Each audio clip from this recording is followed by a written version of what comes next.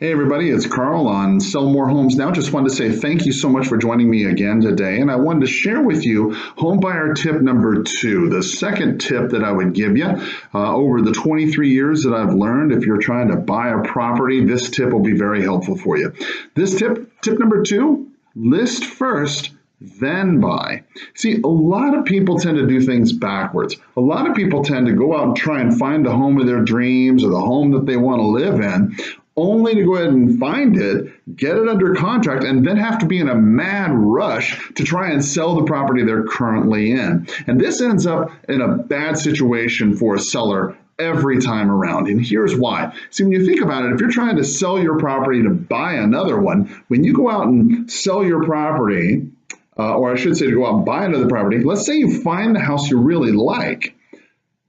Typically, that seller is going to go ahead and have some kind of negotiation with you, and if they know that you've got a home to sell and you're asking them to take their home off the market for 2 months or so while you're trying to sell your property, it's going to be very difficult to negotiate. So it puts you right from the beginning in a weak negotiation position. So right from the start, you're probably going to end up paying far too much for a home than you need to. Secondly, when you do find the home that you probably paid full price on, then you got to go out and try and sell your property, typically at a time frame that the seller wants to have it done in 60 days or so. And then that means that you're a lot of times going to have to take less for your property than you thought, or it's going to make it to a situation where you're very sensitive on your price. You only can take a certain amount so you can afford the next home. I can't tell how many times I've been in that situation with a seller who's been in that situation with a new construction or maybe a for sale by owner, and they ran out of time. They lost their earnest money because they weren't able to sell their home.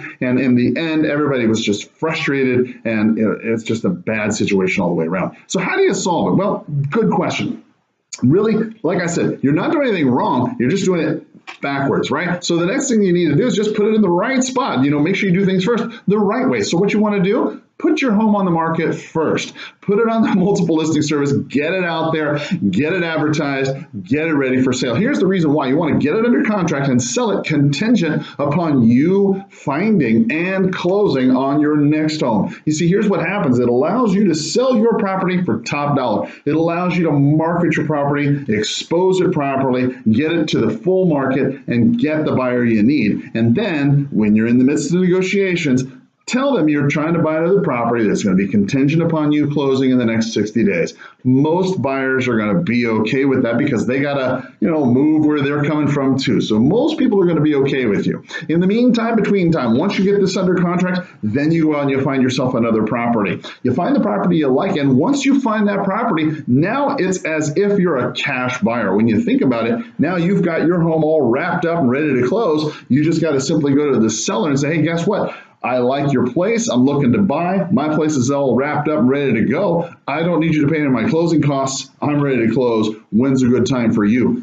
And now you've got yourself a lot of negotiation power. I hope that helps you make money on the buy of your next home and save money on the sale of your next. Listen, there's so many ways that you can lose money in a transaction. I'm hoping that some of these tips will help you make money or at least not lose money. If you found this tip helpful, do me a favor, share it with your friends, tell somebody, subscribe to my channel. Hey, I'm just doing this to help you out. I really appreciate all the help, all the love, and as always, have a powerful sales day. Bye-bye.